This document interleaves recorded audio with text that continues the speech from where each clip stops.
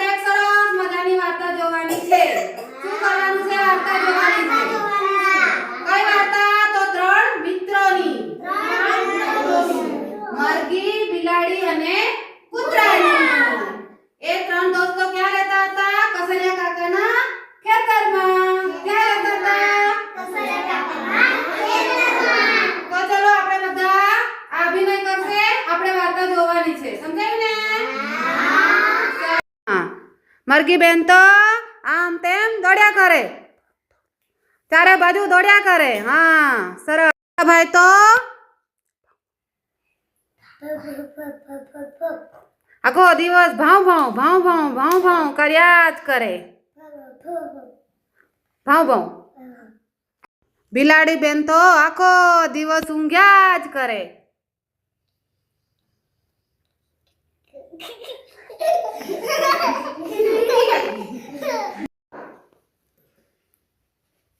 મરઘી બેન ને એક દિવસ ઘઉંનો દાણો મળ્યો.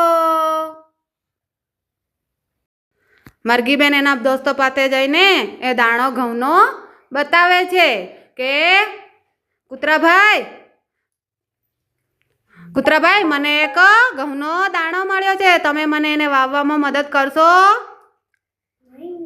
નહીં, ભાવ મારે તો ભાવ કરવું છે. હા, તો બિલાડી બેન તમે મને મદદ કરશો?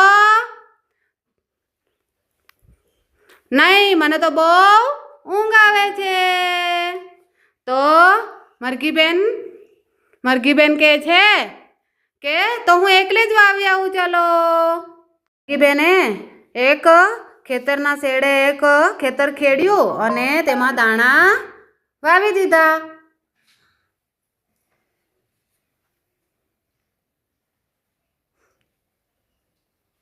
તેની અંદર એને એકલીએ દાણા વાવી દીધા. થોડા દિવસ થયા અને એ દાણામાંથી સરસ મજાનો છોડ ઉગ્યો. તો છોડ ઉગે એટલે પાણી ફેરવવું જ પડે ને. તો મરઘી બેન પૂછે છે બિલાડી બેન પૂછે છે તમે મારી જોડે આવશો? તો બિલાડી બેન કહે છે નહીં આવું. કૂતરાભાઈને પૂછે છે કૂતરાભાઈ તમે મારી જોડે આવશો? તો કૂતરાભાઈ કહે છે નહીં આવું. પછી મરઘી બેન એકલા પાણીને વાળવા આવે છે. માટે આવે છે અને જાતે પાણી વાળે છે. જોવાય છે ને બાળકો? પછી થોડા દિવસ પછી લણવાનો ટાઈમ થયો એટલે મરઘી બેન પૂછે છે બિલાડી બેનને તમે મને લણવામાં મદદ કરશો? તો બિલાડી બેન કહે છે હું તો નહીં કરું. અને કૂતરાભાઈને પૂછે છે તો કૂતરાભાઈ કહે છે હું તો નહીં કરું. પછી મરઘી બેને દાતરડું હાથમાં લીધું અને એકલા આવ્યા લણવા માટે. અને એકલા મરઘી બેને લણણી કરી. પછી મરઘી બેને કાપી લીધું.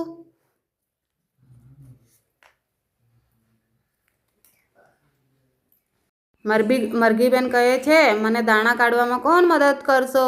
તો બિલાડી બેન કહે છે હું નહીં કરું. કૂતરાભાઈને પૂછ્યું તો કૂતરાભાઈ કહે છે હું તો નહીં કરું. પછી મરઘી બેને એકલીએ તો દાણા બધા કાઢ્યા. હાથમાં ના ઘઉં બતાવો બેટા. મરઘી બેન કહે છે મને ઘઉંનો લોટ દળાવવામાં ઘંટીએ કોણ જશે?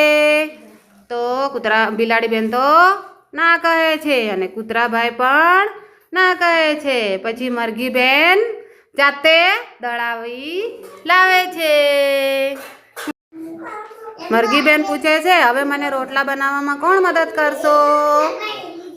કરશે? તો બિલાડી બેન કહે છે હું તો નહીં કરું. કૂતરાભાઈ પણ કહે છે હું તો નહીં કરું.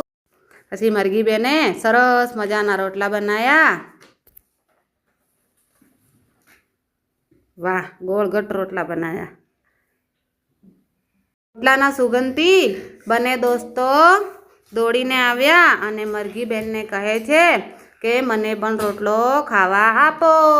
તો મરઘી બેન કહે છે હું તો નહીં આપું. તમે મને કશું કામ કરવામાં મદદ કરી નથી. તો એ બિલાડીબેન અને કૂતરાભાઈ મરઘીબેન પાસે માફી માંગે છે. પછી બિલાડીબેન એમને માફ કરી દે છે અને બધા ભેગા મળીને સરસ મજાનો રોટલો ખાય છે.